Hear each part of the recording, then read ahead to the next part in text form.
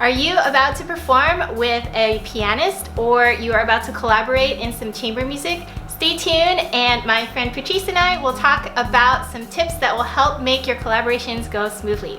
Hi, my name is Liz from Cellomoji.com, and I'm here to give you tips and tricks so that you can play all of your favorite cello pieces and learn how to collaborate with others. And I am here today with my good friend, collaborator, pianist, Patryce King. So Patryce, why don't you tell a little bit about yourself? Oh gosh, well, I am Patryce King. I am a pianist. I've been living in Austin, Texas for about 17 years, believe it or not. So I've owned my own piano business for 17 years. This is the start of my 18th season teaching students. About 7 years ago, I decided I wanted to start and host my own concert series.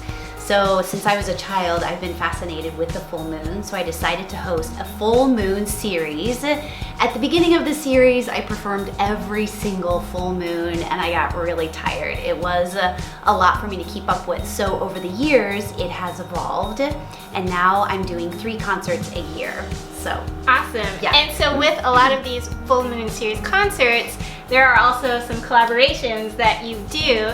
And since both of us are teachers, obviously she teaches piano and I teach cello, we wanted to talk about how when you are working with a pianist, or when, say, you need a pianist to work with in terms of performing or auditioning, here are some tips that you should try your best to try and do so that your collaborations can go smoothly. And keep in mind that these collaborations don't have to be necessarily just like cello and piano or an instrument and piano. This could totally apply to, say, like small groups. Say you're in a trio or you're in a string quartet. All of these can definitely apply. So let's dive into the first tip. So the first tip is talking about movement. And this means like when you're playing your instrument and you're giving movement cues. Now I know there's a lot of conflicting opinions about whether someone should move a lot or not move at all, but I do think that some movement is definitely helpful. So Patryce, what do you think?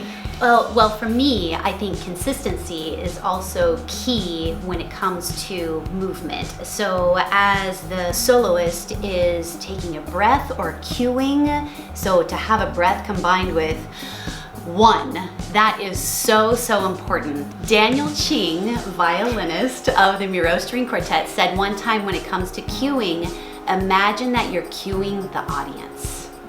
Right. So in the moment, the soloist might feel like they're almost acting, like there's just this really huge gesture, but for us, the pianist, the collaborative artist, or even the other people in your ensemble with you, the bigger you are with your gesture, the more inclined you are to be together. Yeah, and this totally helps when you're working in a group if you all breathe together and you all feel like the downbeat together, like beat 1 together. That can often help make the ensemble actually play together better as well. You know, whether it's even a conductor, when they do an upbeat before the down, most likely than not, like we're probably like all like, okay, 1. here we go, here is 1. So, and a lot of people joke that when I play with piano or chamber music, I often have my hair tied back in a ponytail, so it like swishes around when I'm trying to do beat 1.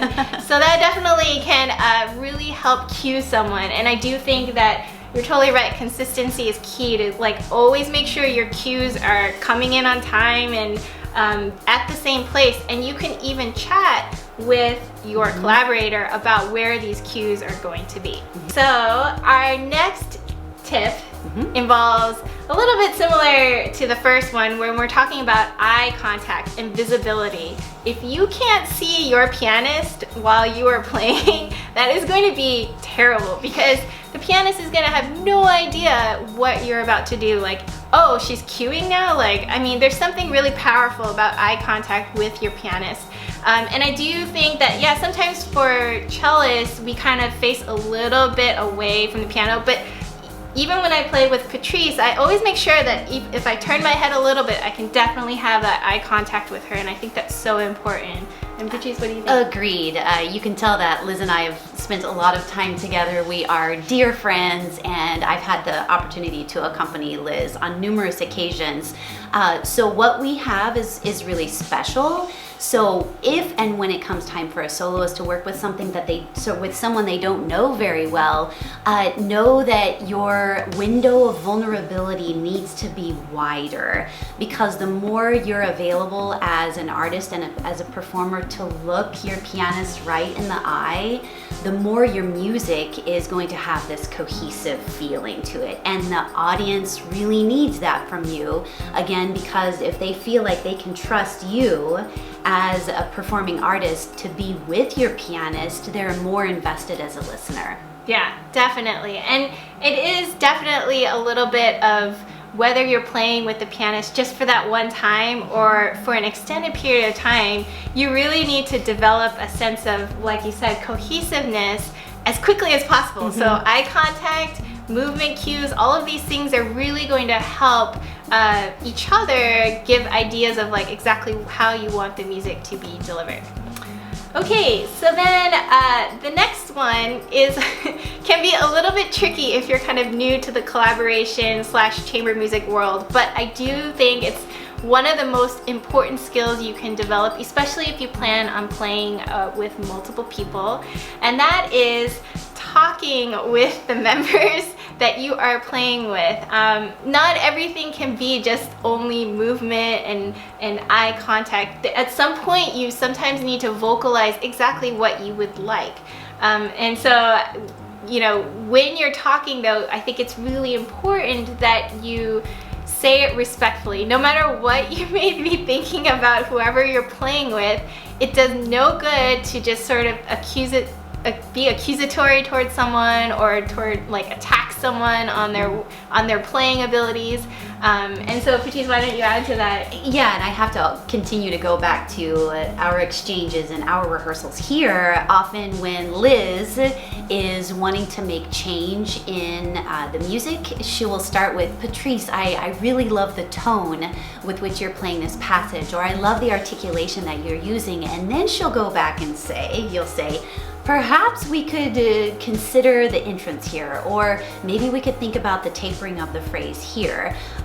So to start with a win and then follow that up with the kind of change that you want, and then be clear about the kind of change that you want, and don't change your mind. I mean, you can change your mind later, but for rehearsal purposes and as you're paying your pianist to work with you, know that we're on the clock and you're burning time if you're changing your mind too many times. Right. So this really becomes important that you have a strong idea of how you would like your music to come out, but make sure that you have to kind of be flexible in a sense that not everyone is necessarily going to agree with just what you want. And if it's truly a collaboration, then yeah, you kind of have to let it know. Like if, for example, I definitely have some students who've played with other pianists, not Patryce, other pianists who just like decide to take their own tempo, and then the poor student doesn't know how to vocalize like,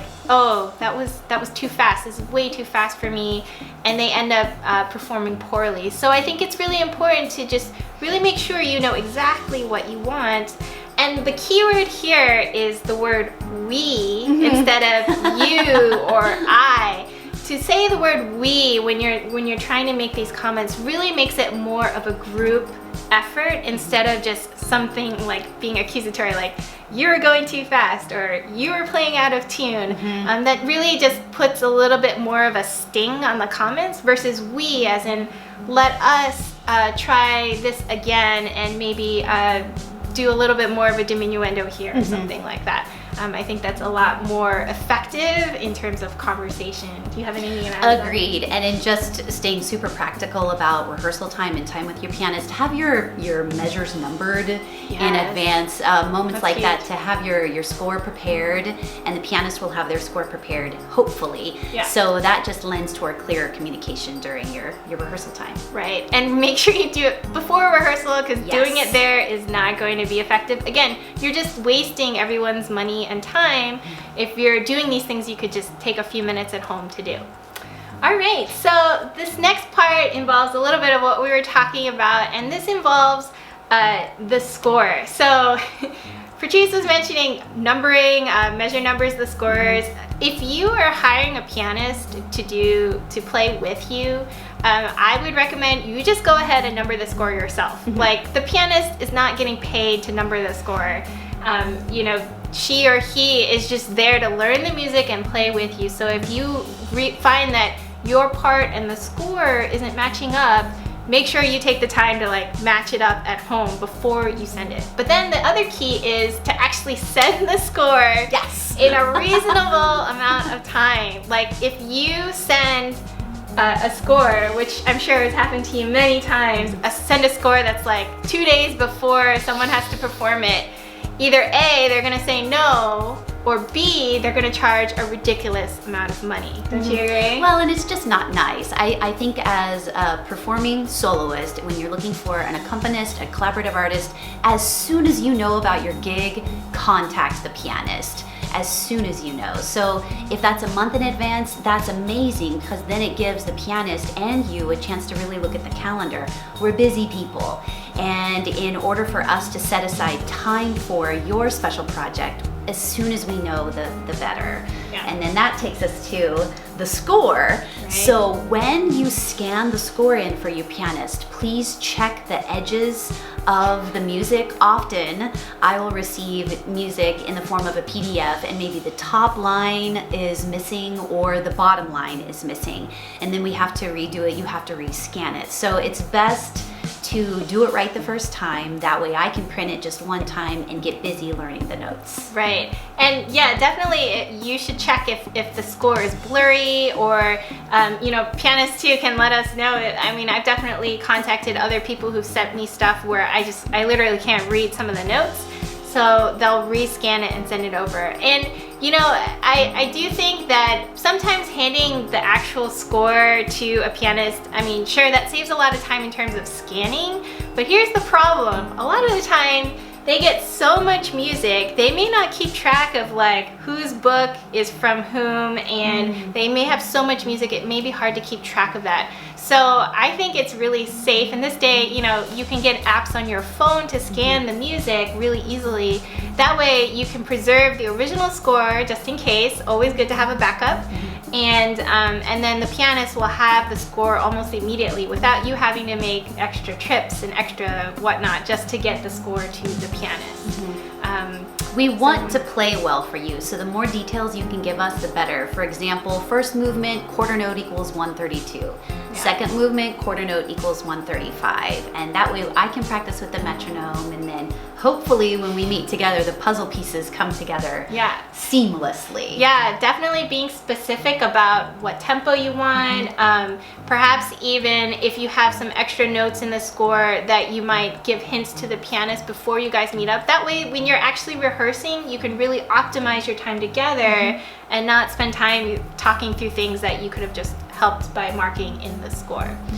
So then it comes to our final point today is actually knowing the score. So this is kind of one of the biggest things that I found as a teacher.